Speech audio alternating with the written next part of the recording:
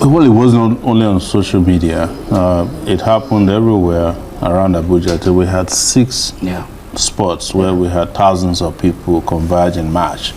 We were at Utako, we were at Apple, which has the largest crowd. Turnout, yeah. We were at Gudu, and we then relocated to the FCT command where we were tear gas, but we were attacked ruthlessly everywhere we went.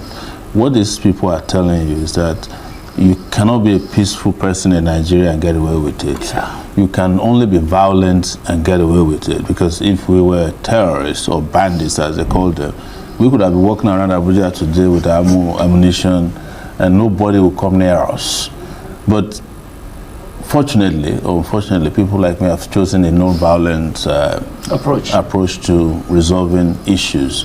But that doesn't mean that a generation is not coming that will not accept this nonsense. But I mean, you know that what happens when these protests take place is that they tend to metamorphose into something bigger, and the government knows that beyond the specific case of Nnamdi Kanu, you and other opposition politicians, he's an opposition politician, you often intend to wake up the spirit of the masses who say, you know, they're fed up with bad governance. I mean, your movement, by the way, is called Revolution Now. Yes, and I won't deny that. In fact, I think the traction around this particular protest was beyond just Nnamdi Kanu. People are fed up with the system, and they cannot deal with the fact that somebody who hasn't committed any offense known to law, an offense that is triable, that's the way I'll put it, is held in detention.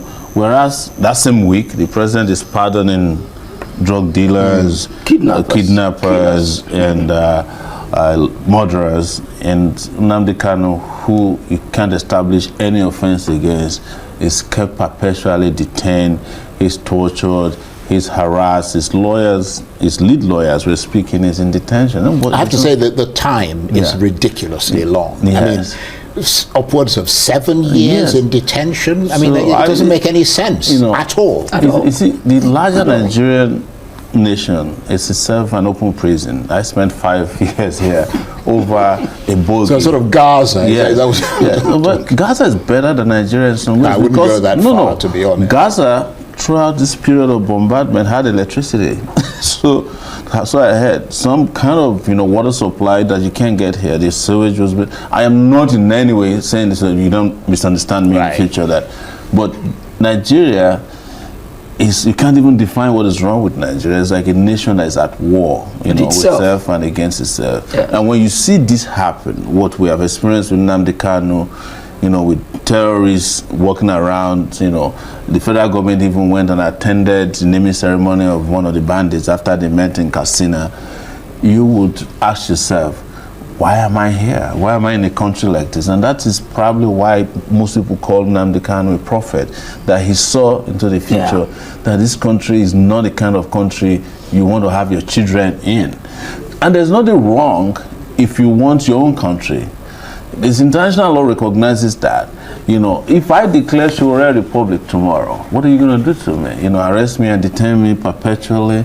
No, it is not done. So what we're saying here, when you see injustice, you know it, and you don't need to be told that the way and manner injustices are handled in Nigeria have colorations. Sometimes it may not be ethnic, but it might be religious, it might be political. I was around throughout Abiola's persecution. Abiola did not declare more than saying, I'm president because I won an election. He died in detention. They kept saying, we were fighting, and they said, oh, Abiola is in detention. Abiola is being handled by the courts. It's being handled by the court. He wasn't being tried. The Supreme Court had gone on break. So the same thing that I'm alarmed, and I'm saying this to anybody who is watching. I'm alarmed. I'm shocked that we are in a country where there's anybody who feels what is being done to Nnamdi Kanu is okay. And I say this particularly of my Yoruba brothers who make these comments. Some of them even have the audacity to send me messages personally. Oh, they'll be sending you all these videos, because your brother is in power. But I was the only person when Sunday Igboho's house was raided and all his people were, including his cat, was killed. That was the only person in this Abuja who went to the Federal High Court who pushed the DSS out of the front of the courtroom, and that was the day his people were granted bail. Nobody talked about. Yeah. There are Yoruba activists who went and invaded a radio station in Ibadan. Have you heard about them anymore? Even Sunday Igboho, my brother, is back. He's actually, he's moving around freely.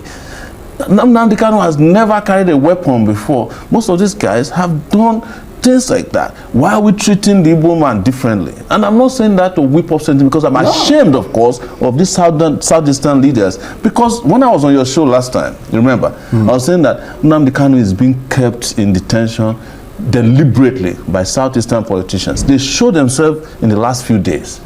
The deputy speaker was asking people not to join peaceful protests. All the governors kept quiet about it. The Ohaneze Ndigbo person, I heard is a weaker version of Ohaneze Ndigbo. He's saying that nobody should go out to fight for the freedom of a person who's innocent of any crime. And we are here saying it is normal. It is normal. Even the policemen who were shooting at us today were fighting for them a month ago to get their pension and gratuity. They were the ones shooting at us. They saw me today, came close to me, and they were shooting directly at me. 4 times today, the policemen I fought for. There's something wrong with these countries. Attacks by the Nigerian police. So I haven't done anything else today than just protest. And we also ended up at the FCT command of Nigerian police to get some of the lawyers, because Mazi Nnamdi Kanu's main lawyer was arrested, and lawyer Jima, his younger brother was arrested, and 11 others. We went to see them, and they gave us a hope, false hope, that they'll be released tonight. But we found out on our way here that they'll be moved to the place they call Abattoir, which is one of the reasons why there was NSAS in 2020. It's a major torture chamber of the Nigerian police. So they also tear gas us right in front of their office this evening. So more than 7 years in detention, almost a decade in fact, and he's still not been found guilty of any crime. And your contention is that, in line with the Nigerian constitution, which says that a man is innocent until proven guilty and which calls for the speedy dispensation of justice, it's time to set this captive free. Is that a fair assessment and the reason you led today's protest? Yes, it is because also the Court of Appeal in 2022 did take a decision, a decisive decision, that having been extraordinarily renditioned from Kenya, kidnapped is the other word for it, there are no charges that can hold in that court, and he was asked to be released.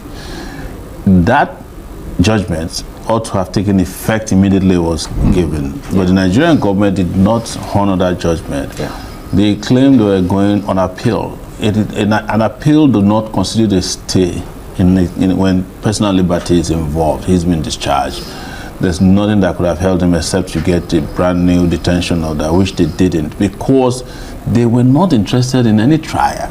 They were interested in subduing and subjugating Nnamdi Kanu for committing a crime against the real estate called Nigeria, which is to say, look, we may want to think about our own country, considering that this country have no respect for our dignity, our culture, and our safety. So I have laid this out before, and I have also looked at the case notes. I worked with the lawyers. I am in a position to tell you when I see a useless case, because I get charged severally for this kind of frivolous cases. Nnamdi Kanu is not being held for committing terrorism. No, he's being held because he is an Igbo man who wants Nigeria to either allow justice to the Igbo man or let the Igbo man be. That is the crime Nnamdi Kanu committed. It is a crime committed